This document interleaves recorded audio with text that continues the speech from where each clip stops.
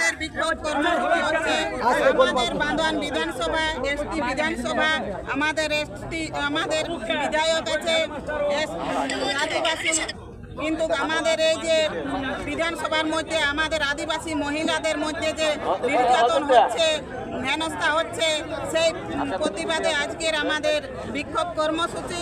এখনো পর্যন্ত আমাদের প্রধান শিক্ষক ভাস্কর মাহাতো এখনো বাইরে ঘুরে বেড়াচ্ছেন। এখনো পর্যন্ত আমাদের এই পশ্চিমবাংলার প্রশাসন, মমতা দিদির প্রশাসন কানেতে নিয়ে ঘুমাচ্ছেন। এখনো পর্যন্ত অ্যারেস্ট করতে পারেন। 7 দিন হয়ে গেছে। মণি মাহাতো জেলা সম্পাদিকা। মণি মাহাতো চলো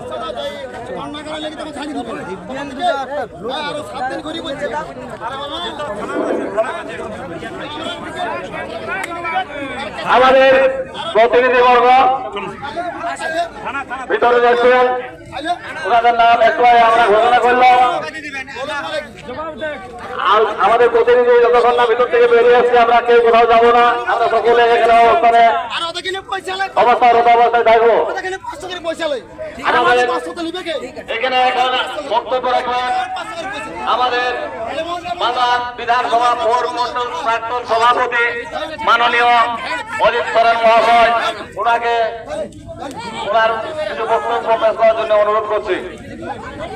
এমন একটা জায়গা আছে পশ্চিমবাংলায় আজ দর্শন হচ্ছে না, আজ পুলিশরা শুনে দাও, কান খুলে শুনো।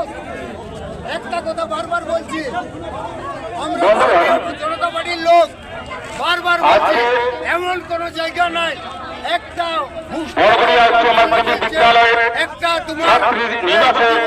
হাসপাতালে কাণ্ড চলছে, বারবার এরকম বাংলাদেশ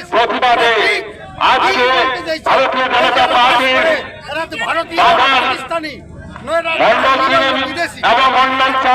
ভারতবর্ষের মানুষ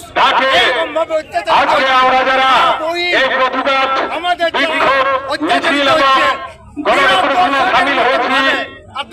আমি আমার ব্যক্তিগত পক্ষ থেকে সকলকেই যথাযথ সম্মান এবং ছোটদের প্রীতি শুভেচ্ছা সর্বোপরি ভারতীয় জনতা পার্টির পক্ষ থেকে সকলকেই অভিনন্দন জানাচ্ছি। আপনারা জানেন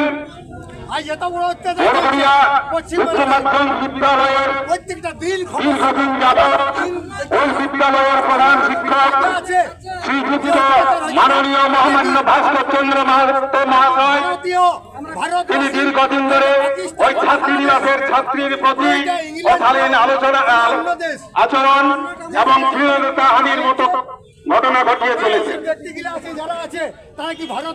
এটা ছাত্রীদের উপর আজকের ঘটনা নয়, ইতিপূর্বে বড়বড়িয়া এই উচ্চ মাধ্যমিক ছাত্রীনিবাসের ছাত্রীদের প্রতি ইতিপূর্বে একটা ঘটনা ঘটেছিল। সেটা বিদ্যালয়ের প্রধান শিক্ষক মহাশয় এবং বর্তমানে কমিটির বডি এবং বিশিষ্ট কিছু অভিভাবককে নিয়ে সেটা তারা আপসে একটা মীমাংসা করেছিলেন, যেটাকে ভূত বলে চালিয়ে দেওয়া হয়েছে।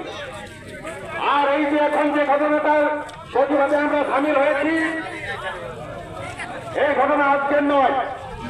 2020 সালে যখন লকডাউন পর্ব শুরু হয়, সেই লকডাউন সময় থেকে এই হেডমাস্টারের ছাত্রীদের প্রতি শারীরিক মানসিক নির্যাতন এবং শ্লীলতাহানির মতো ঘটনা উনি ঘটিয়ে চলেছিলেন।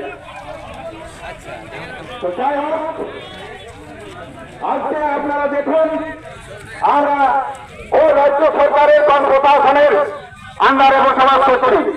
আজকে একলব্য শুশুনিয়া থেকে বড়বড়িয়া উচ্চ মাধ্যমিক বিদ্যালয়ের ছাত্রীনিবাস,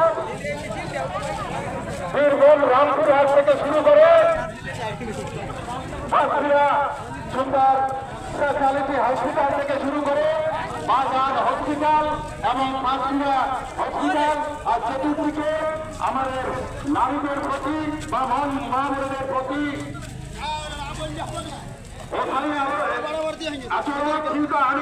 এমনকি খুন এবং ধর্ষণের ঘটনা ঘটেই চলেছে। আজকে আমরা এমন একটা পরিস্থিতি এসে পৌঁছেছি যেখানে আজকে হসপিটালে চিকিৎসক, বিদ্যালয়ের শিক্ষক, প্রত্যেকেই যদি তাদের এই নারীর প্রতি এই লালসা সৃষ্টি হয়, নারীদের প্রতি অনর্গল প্রত্যেকটা ক্ষেত্রে প্রত্যেকটা শিক্ষাঙ্গন থেকে শুরু করে